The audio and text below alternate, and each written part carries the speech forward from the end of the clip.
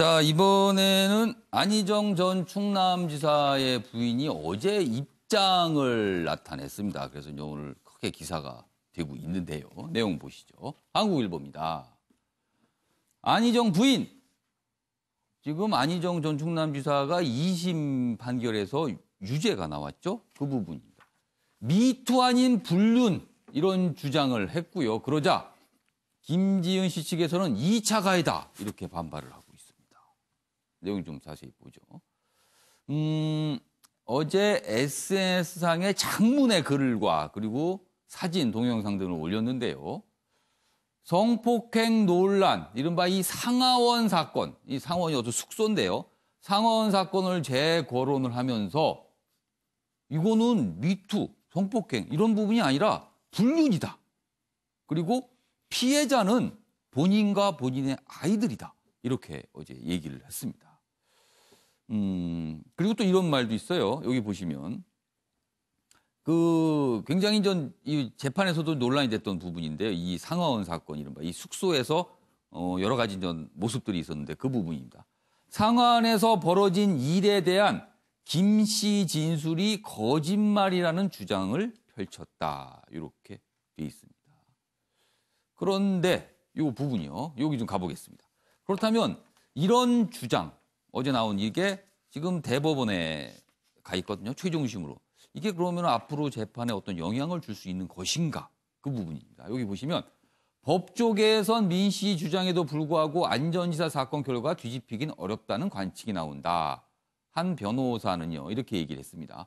법리를 따지는 법률심인 대법원이 형사 사건에서 하급심의 사실 인정을 뒤집는 경우는 극히 드물다. 이렇게 설명했는데 설명이 좀 어렵군요. 어려운 단어들이 등장을 해서요. 자, 이은희 변호사.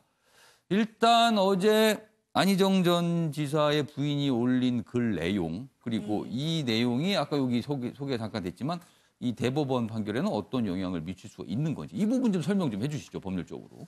사실상 이제 그런 어떤 글 올리고 한 그 자체가 대법원의 판단에 어떤 영향을 줄 걸로 보고 있지는 않습니다. 왜냐하면 이게 이 재판 안에서 1심과 2심, 사실심 안에서 이제 오고 갔던 공방들과 기록들이 대법원으로 올라갈 거고 그 이후에 이제 상고 이유서라든가 상고 이유 보충서라든가 이런 것들을 이제 안희정 전 지사 측에서 이제 변호인 측에서 제출을 하겠죠.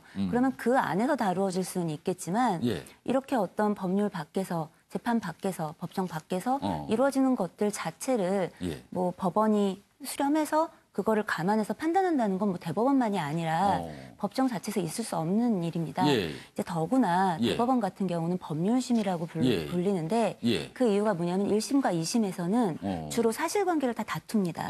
그러니까 증인들도 나오고 뭔가 이제 증거들도 제출이 증거나 되고. 증언 이런 부분들을 다툰다는 거죠. 증거와 증언을 가지고 이제 누구의 말이 사실일 것인가, 뭐 이게 그 범죄에 합당할 것인가 아닌가 이런 것들을 다투게 됩니다.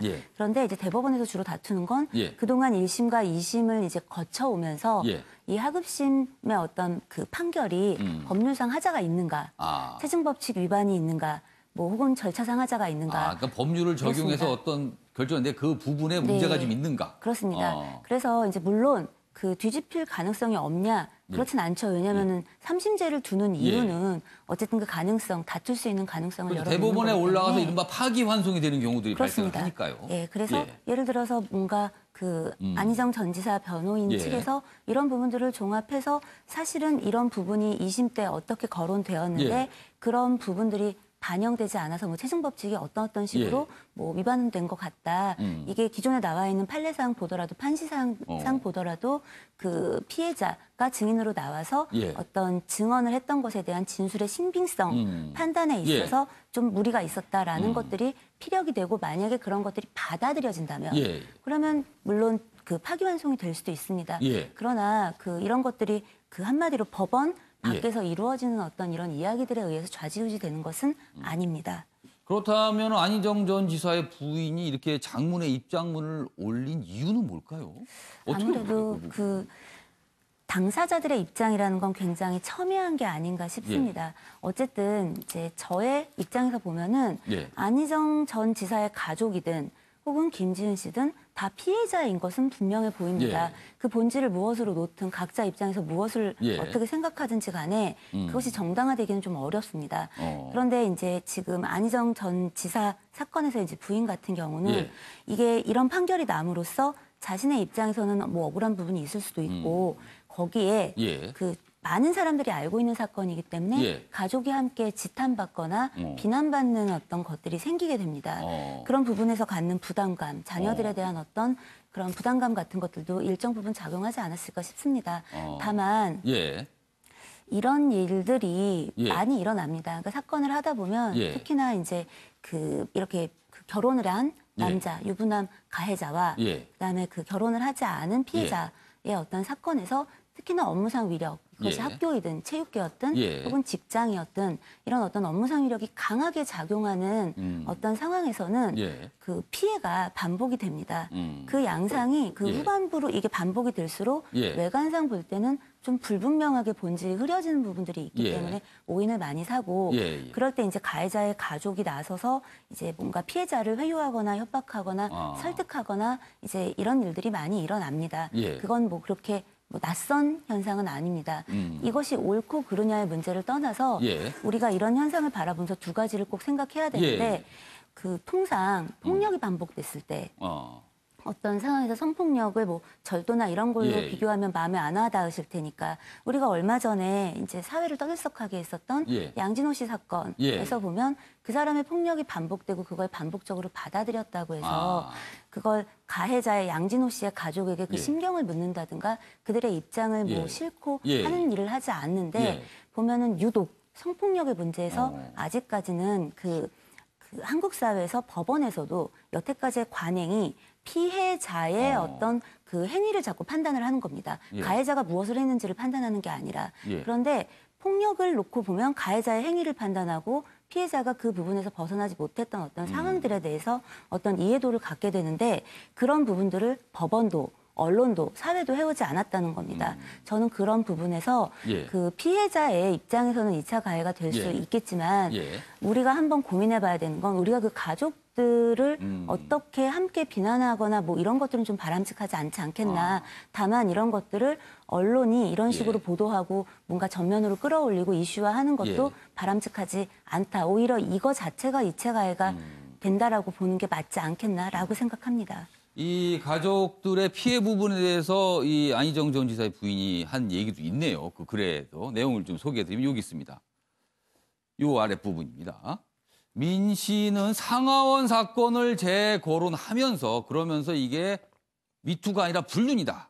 그리고 김지은 씨는 피해자가 아니다. 뭐 이런 주장을 하면서요. 안 전 지사를 두둔하기 위해 이 글을 쓰는 것이 아니다. 이런 글도 남겼고요. 또 이 사건의 가장 큰 피해자인 내가 일부 여성들에게조차 욕을 먹어야 한다는 현실이 믿기지 않는다. 이런 부분 또 호소한 부분도 좀 담겨 있습니다. 아무튼 상황은 좀 이렇게 가고 있고요.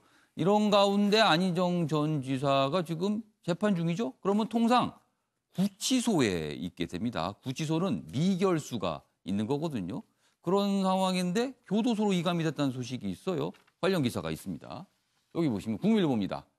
안희정 수감 일주일 만에 안양교도소로 이감이 됐는데 왜 그럴까? 옆에 보면요.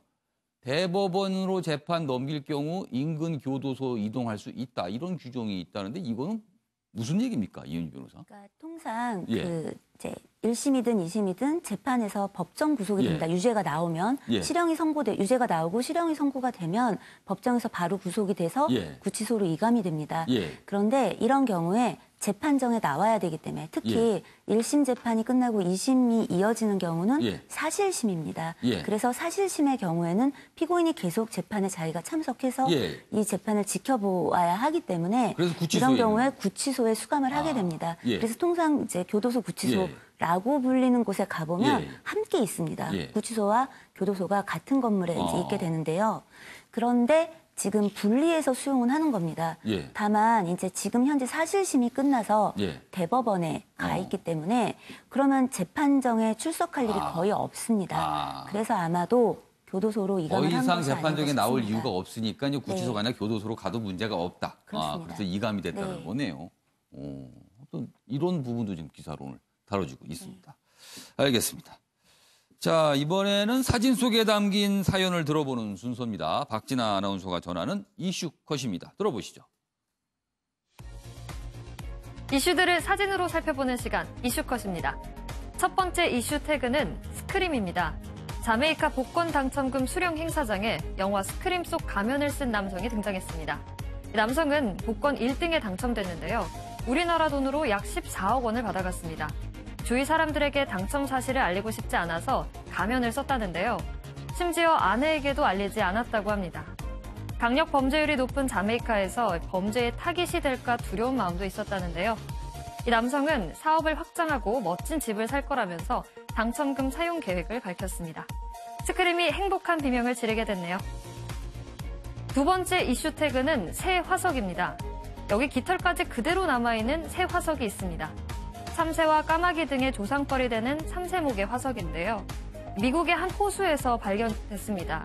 이 화석은 무려 5,200만 년 전의 것으로 역대 가장 오래된 참새목의 화석으로 추정되는데요. 오래된 화석이긴 하지만 전체적인 골격은 물론 깃털까지 그대로 남아있어 놀라움을 자아냅니다. 학자들은 이 화석 속의 새의 크고 단단한 부리가 참새목의 진화 과정을 이해하는 데 큰 도움을 줄 거라고 말했습니다. 세 번째 이슈 태그는 구조작전입니다. 개들이 낡고 녹이 쓴 우리에 갇혀 있습니다. 이곳은 보신탕으로 쓰일 식용견과 번식을 위한 강아지들이 있는 개농장인데요. 한 국제동물보호단체가 이 농가의 개들을 구조하는 작전을 시작했습니다. 2주 동안 개 200여 마리를 구조한다는데요. 먼저 농장주에겐 다른 일을 알아보도록 컴퓨터 교육 등을 지원해준다고 합니다. 그리고 농장에 있는 개들은 미국과 캐나다로 보내져서 새 주인을 만나게 해줄 거라는데요. 좁은 철창 안의 삶이 전부였던 개들이 넓고 따뜻한 세상을 느낄 수 있길 바랍니다. 마지막 이슈 태그는 추징금입니다. 서울 연희동에 위치한 멋들어진 단독주택입니다. 이 집이 익숙하다 싶으신 분들도 계실 것 같은데요. 바로 전두환 전 대통령의 사저입니다. 지난해 12월 서울중앙지방검찰청은 미납된 추징금 환수를 위해 사저 공매를 신청했는데요. 첫 공매가 진행됐지만 사흘 동안 진행된 입찰에 단 한 명도 참여하지 않았습니다. 다음 공매 입찰은 다음 주 월요일부터 3일 동안 열리는데요. 누가 이 집의 주인이 될지 궁금해집니다. 지금까지 박진아의 이슈컷이었습니다. 전두환 전 대통령의 사저를 공매했는데 아무도 관심을 보이지 않았다는 건데요. 눈치를 보는 걸까요? 아니면 뭐 다른 생각이 있는지 모르겠습니다. 아무튼 응찰자가 아무도 없었다는 게 이런 게 또 기사가 좀 되고 있습니다. 자, 이번에는요. 그동안 이 낙태 관련 문제, 낙태죄 문제는 선진국에서 주로 많이 논란이 됐었고 정치적 이슈로 굉장히 큰 이슈가 됐죠. 우리나라도 언젠가부터 이게 굉장히 정치적 이슈로 지금 떠오르고 있는데요. 이 부분 좀 다뤄보도록 하겠습니다.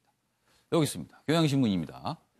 헌법재판소 낙태 금지 위헌 여부를요. 4월 특별 기일을 잡아서 선고할 예정이다. 이렇게 돼 있습니다.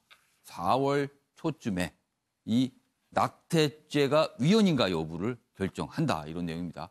그런데 불합치 가능성이 있다. 그러니까 지금 낙태죄 처벌이 헌법에 불합치한다. 헌법 불합치 결정이 있다. 문제가 있다라는 결정이 나올 수도 있다는 내용을 전하고 있는데요. 여기 있습니다.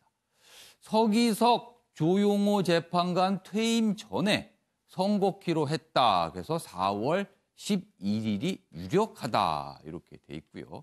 경향신문은 일단 헌법 불합치 결정이 가능성이 크다라고 이렇게 보면서 그 이후에 이제 법 개정이라든가 이런 게 있을 수 있다. 이렇게 내용을 전하고 있습니다. 이렇게 낙태죄 헌법재판소가 이른바 기일을 잡았습니다. 결정을 하는 기일을. 이런 가운데 관련된 또 조사가 어제 공개가 됐어요. 우리나라 여성들은 이 낙태죄에 대해서 어떻게 생각하는지 그 부분이거든요. 여기 있습니다. 한국일보입니다. 여성 4명 중 3명이 낙태죄 폐지해야 된다. 이런 의견을 나타냈다고 합니다. 헌재. 그동안은 이 낙태죄가 합헌이라는 입장이었어요. 그런데 이제 7년 만에 다시 또 다루게 되는 건데 이 헌재의 합헌 입장이 바꿀까 이렇게 돼 있습니다. 보건복지부가 여성 1만 명을 상대로 이 낙태 관련 실태 조사 그리고 의견 수렴을 좀 했습니다. 여기 보시면요. 그래서 여기 내용이 좀 자세히 있네요. 지난해 만 15세에서 44세 여성 1만 명을 대상으로 인공 임신 중절, 낙태입니다. 실태 조사를 벌였는데요. 그리고 어제 발표를 했습니다. 내용이 이렇네요. 정부 차원의 실태 조사는 그동안 2005년, 2011년에서 세 번째인데 이번에 처음으로 낙태죄 폐지 여부에 대한 질문이 들어갔다고 합니다. 근데 그 결과 이렇습니다. 전체 응답자의 75.4%가 낙태 여성과 의사를 처벌하는 형법, 그러니까 낙태죄를 다루고 있는 형법을 개정해야 된다. 이렇게 응답을 했다. 그러니까 낙태죄 처벌 안 된다. 이런 의견을 나타낸 겁니다. 75.4%입니다. 자, 윤경호 의원님. 예. 서방 국가에서는 낙태죄 문제 엄청나게 치열한 논쟁이죠. 우리나라도 드디어 이런 게 논쟁이 본격적으로 시작되는 것 같은데요. 그렇습니다. 윤경호 의원께서는 좀 낙태 이 부분은 좀 어떻게 의견을 갖고 계십니까? 우리 사회 전형적으로 겉다르고 속다르고 예. 규정 따로 현실 따로의 대표적인 사안 중에 하나죠. 지금 이 앵커가 거론한 것처럼 예. 형법상 낙태 처벌에 관한 규정 예. 그리고 모자보건법에 있는 낙태 예. 허용에 관한 사유 규정 이 두 가지가 실제 현실에서는 따로 노는 거예요. 중앙일보가 일면에 올린 것처럼 예. 1년에 5만 건 정도의 낙태 수술이 이루어진다라는 예. 공식 통계입니다. 예. 그러나 이 통계도 사실은 이보다 훨씬 많은 숫자가 이루어질 전문가들은 거라고 더 많을 것이라고 얘기를 합니다. 추정을 합니다. 예. 그런데 그 5만 건 중에 5년 동안 단 한 건만 처벌이 이루어졌다. 그러나 형법에는 버젓이 처벌 규정이 있지 않습니까?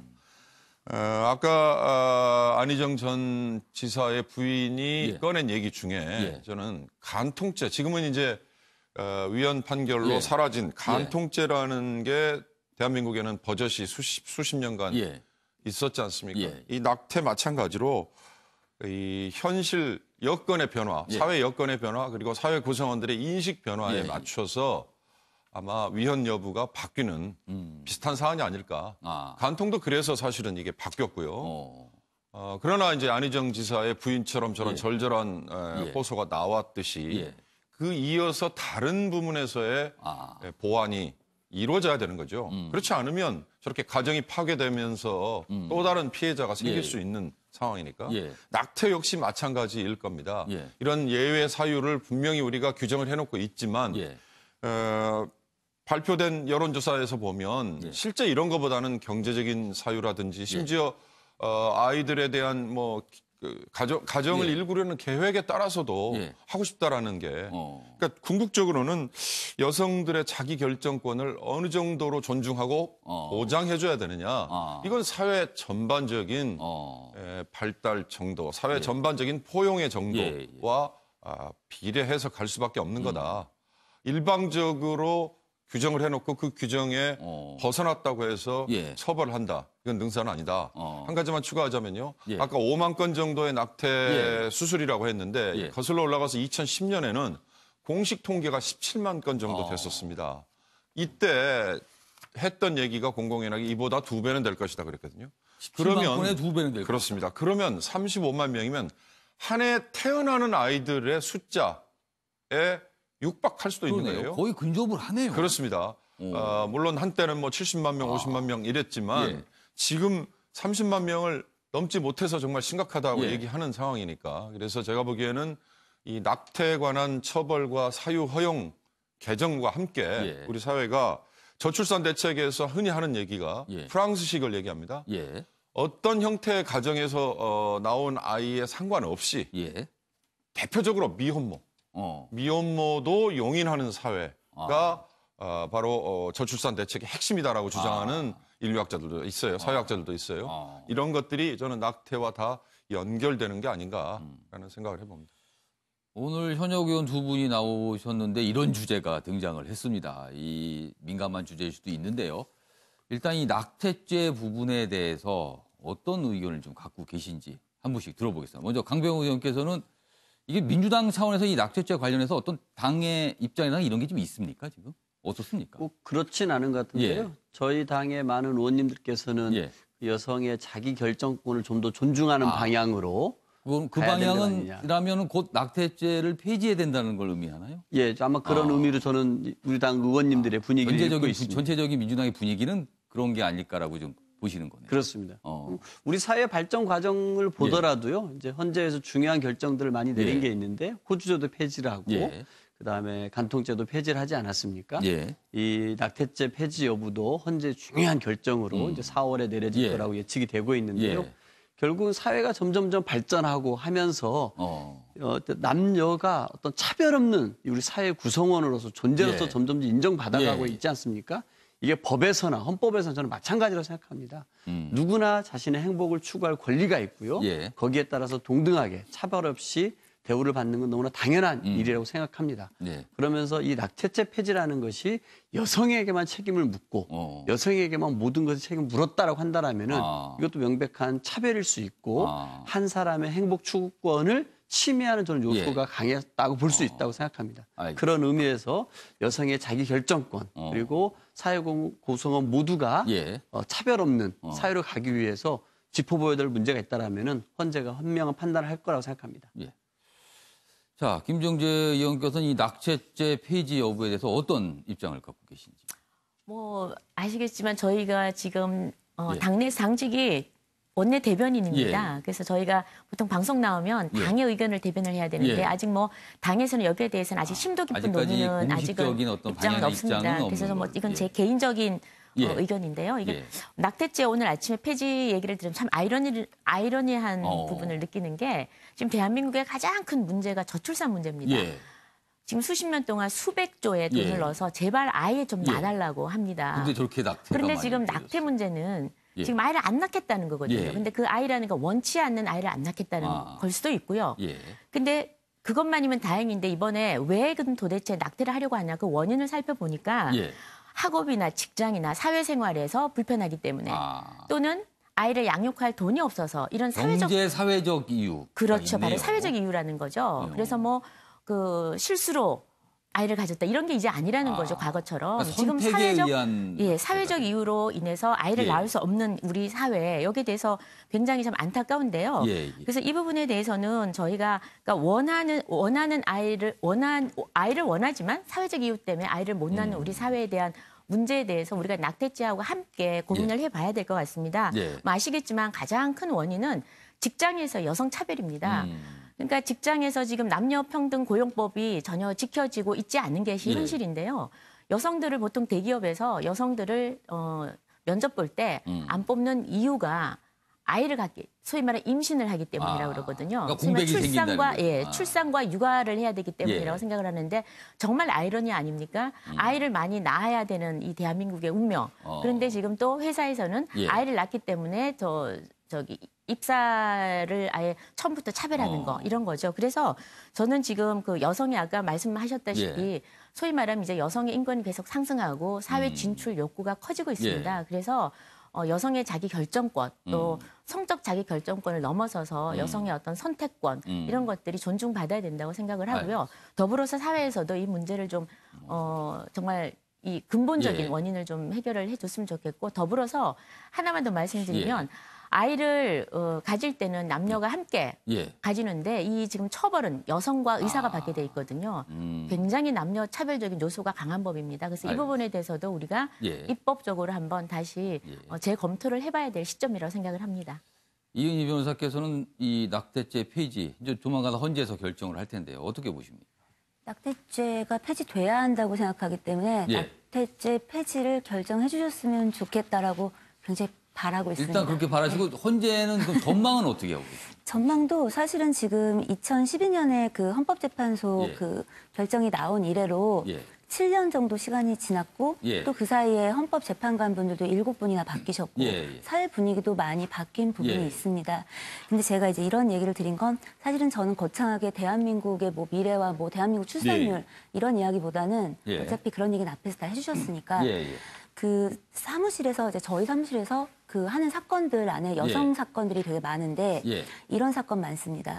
그 아이를 가져요 사귀다가 그런데 이야기를 합니다. 그리고 그 중절해야 될까 낳아야 될까 우리 결혼을 해야 될까 얘기할 때 남성 쪽에서 내 인지 어떻게 알아라든가 혹은 뭐 그 낙태를 해라라든가 이런 걸 전방위적으로 남성이나 남성 부모에 의해서 압박을 해오는 경우가 되게 많고요. 그런 속에서 이제 굉장히 감정이 훼손돼서 낙태와 관련된 비용을 그럼 줘라 같이 가자라고 하는 속에서 이걸 공갈이나 협박으로 고소를 받고 그래서 법정에 서게 되고 이런 일들이 사실 아직까지 비일비재합니다. 근데 이 과정에서 우리가 뭘 보게 되냐면 그 이제 검찰이나 법원에서 그럼 정말 아이를 가졌었는지 그래서 낙태를 하게 된 건지 입증을 해봐라. 그 말을 그 화가 나서 했다는 말을 아기를 가졌다가 뭐 낙태를 하게 돼서 한 건지 입증해봐라라고 이야기를 합니다. 그런데 문제는 어느 병원에서도 그 기록이 남아있지 않습니다. 왜냐하면 그게 지금 아까 보셨다시피 그러면. 그렇습니다. 형법 269조, 270조에서 인부만이 아니라 의사에 대해서도 처벌을 하고 있고요. 관련 어떤 하위법에서도 처벌을 하고 있기 때문에 그 병원 자체에서 가명으로 진료하고 가명으로 수술합니다. 그러면 이런 경우에 나중에 결국 이 모든 부담들도 여성 한 명에게, 인부 한 명에게 그 집중되는 것들을 볼 수 있는데요. 이것은 엄연한 현실입니다. 그리고 5만 명이라고 써 있지만 정말 5만 명만 솔직하게 대답을 했을까요? 저는 그런 부분에서 사회의 어떤 국민 법감정에 합당하지 않은 이런 법률을 우리가 계속 끌어안고 있어야 되는 이유는 무엇인가 되물어보고 싶고 아직 결정이 나지 않았기 때문에 이 방송을 나온 이유 중에 하나도 그 말씀을 꼭 전하고 싶어서 나왔습니다. 알겠습니다.